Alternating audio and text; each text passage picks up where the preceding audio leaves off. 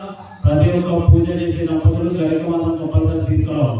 ఇప్పుడు గరిక పూజ చేయడం ద్వారా మనకు పూర్వజన్మలో ఉన్నటువంటి మనం చేసినటువంటి కర్మలు కూడా తొలగిపోతాయి. కాబట్టి అందరూ కూడా వినాయకుడు నైవేద్యం అయిపోయిన తర్వాత మంగళ నివేదన ఉంటుంది కాబట్టి అందరూ నేర్చుకోవాలి.